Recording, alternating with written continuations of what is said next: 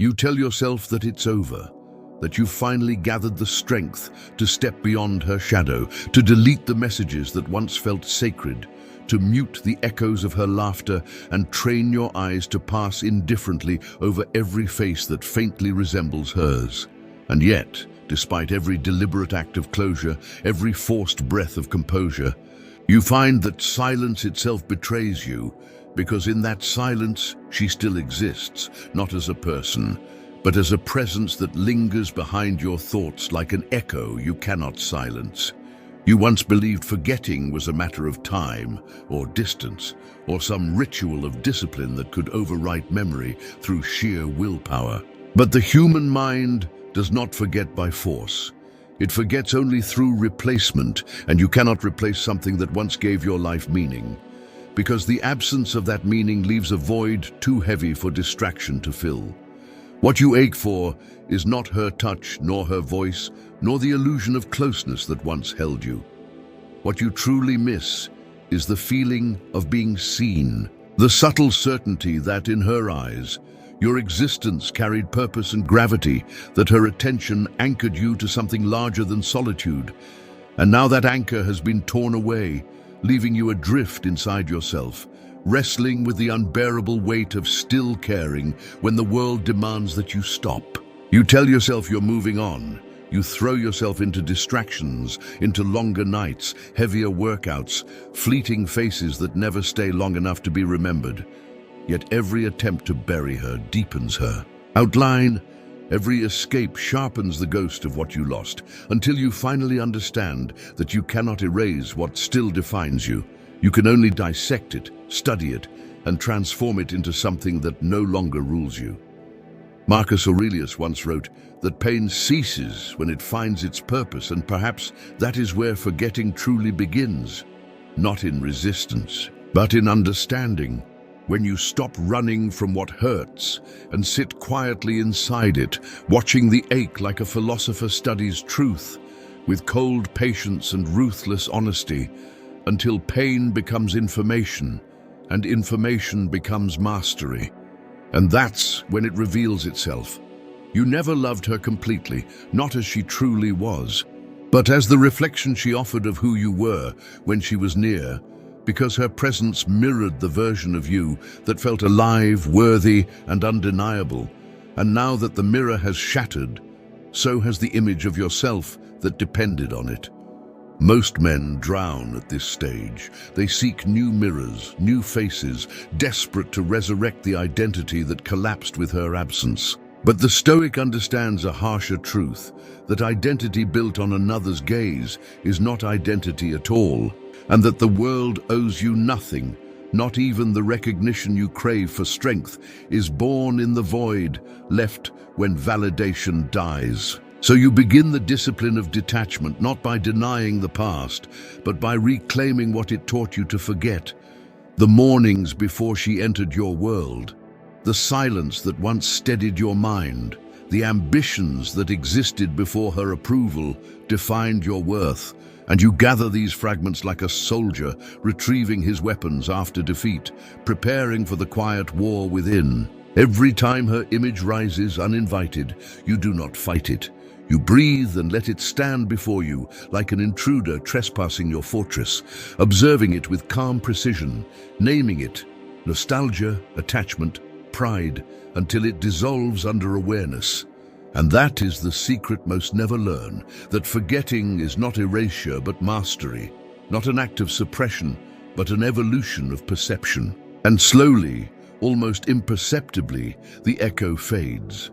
Not because she has vanished, but because you have grown beyond the version of yourself that needed her to feel complete. And one morning, perhaps weeks, perhaps months from now, you will wake to find her memory no longer commands an emotional storm, her name passing through your mind like a faint breeze through an empty corridor, leaving behind no ache, no resistance, only quiet clarity. You will realize then that you have not lost her.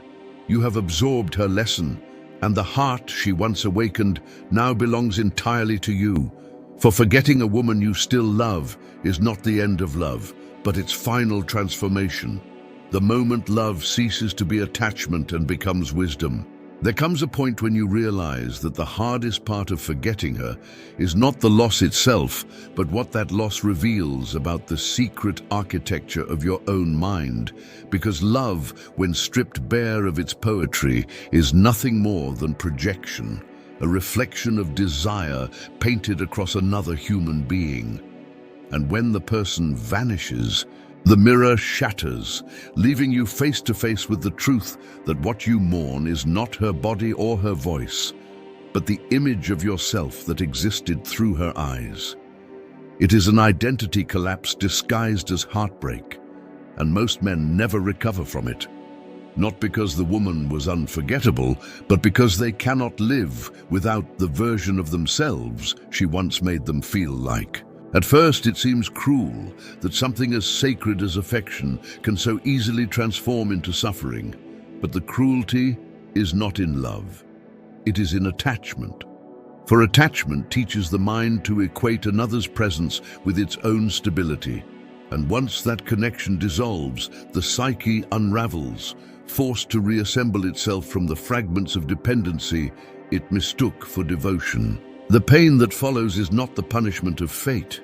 It is the natural consequence of having built your sense of peace upon someone else's participation in your story. The truth is that a man in love functions no differently from an addict, not in shame, but in structure. For every glance, every word of affection, every night spent in the rhythm of shared breath releases chemical signatures that bind the brain to her presence, creating a loop of reward and anticipation that soon becomes indistinguishable from survival itself. When she withdraws, the withdrawal is not only emotional, it is biological.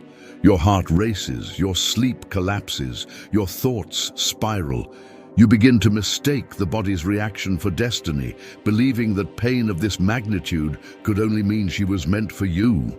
But nature is indifferent to your belief. It only follows its own logic. Stimulus and response, attachment and withdrawal. Most men never recognize this. They romanticize their dependence and baptize their obsession in the language of love.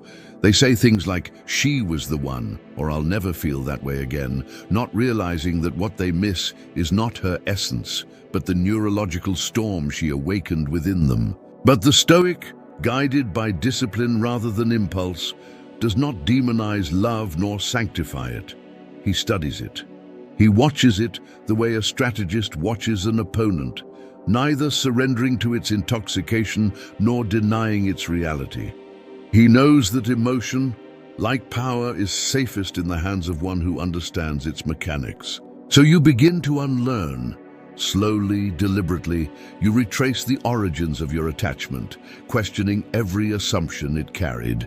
You examine why her validation felt like oxygen, why silence from her felt like rejection, why her affection dictated your peace. You begin to see how your mind, desperate for meaning, made her a symbol of everything you refused to cultivate within yourself: confidence, peace, significance, belonging.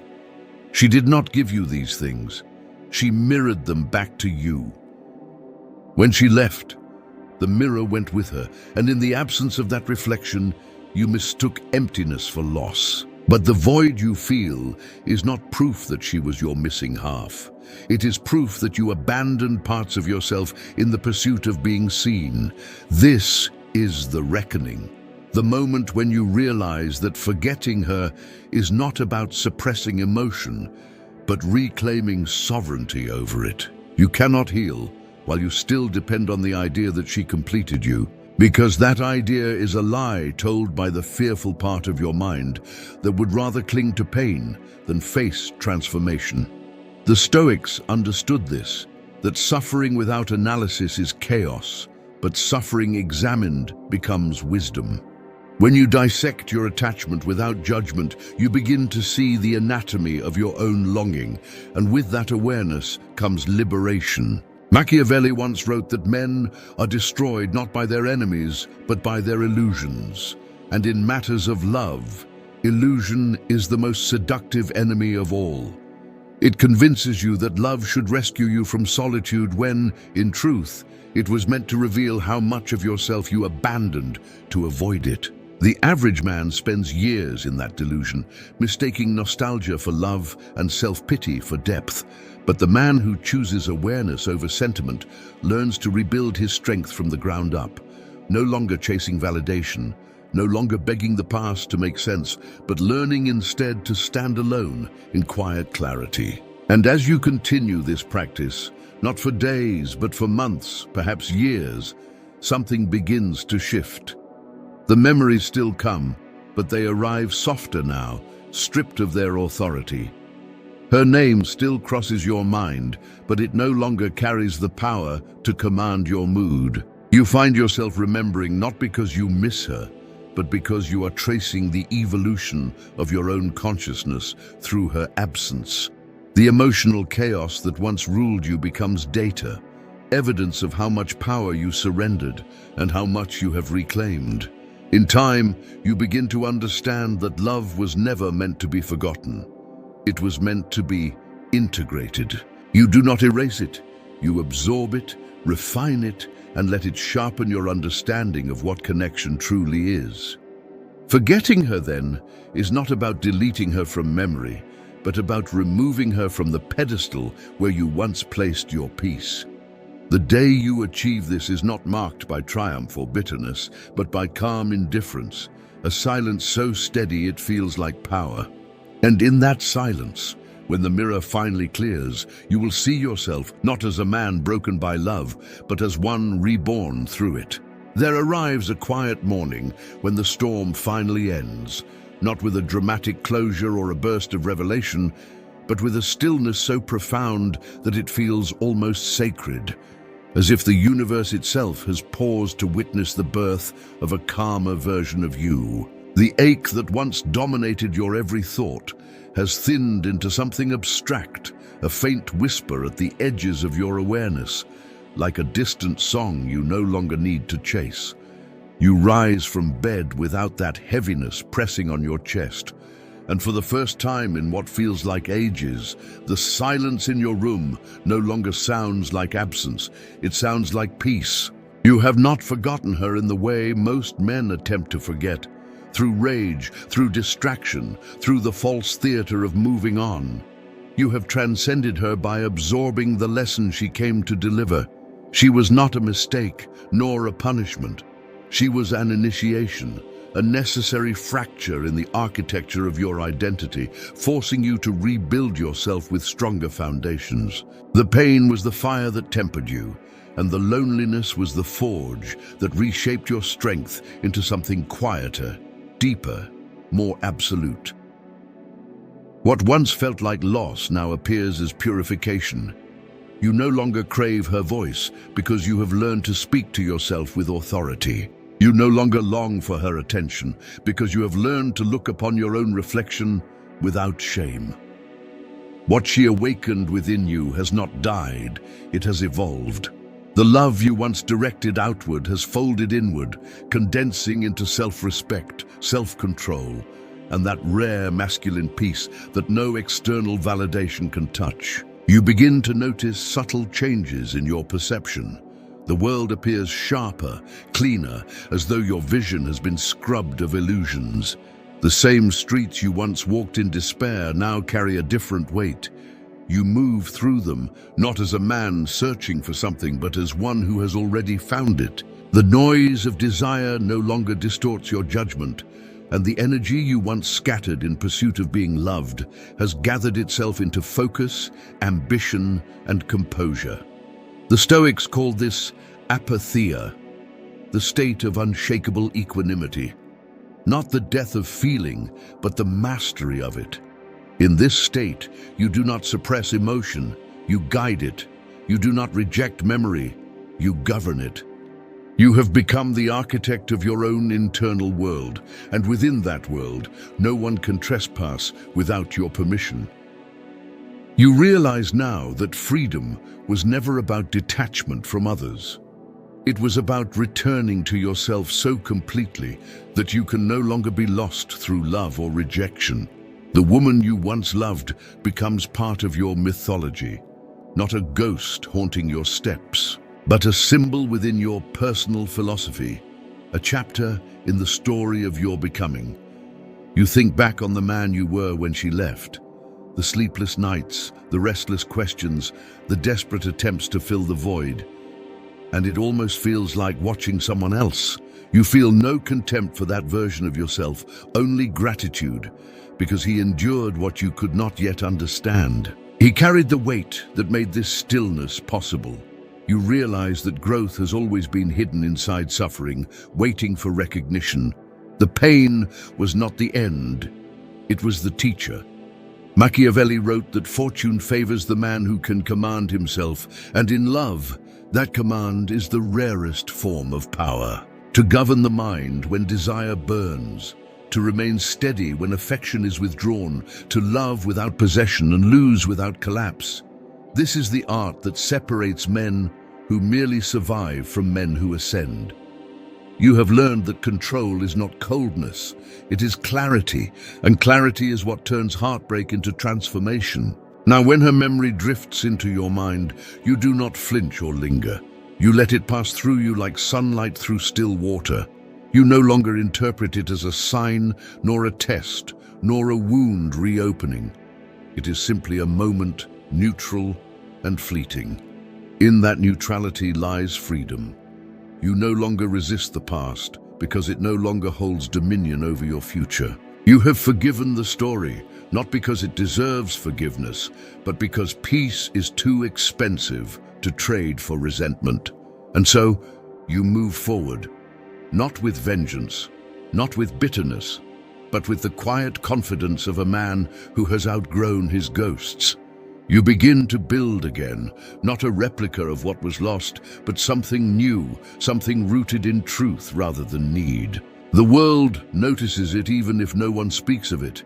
Your silence carries weight now. Your presence commands respect without effort.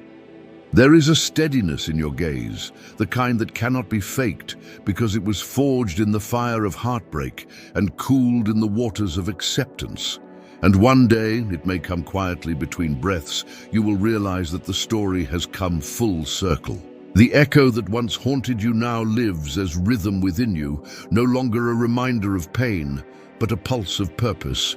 You will look into the mirror, and instead of seeing loss, you will see lineage. The man you became because you dared to face yourself without escape.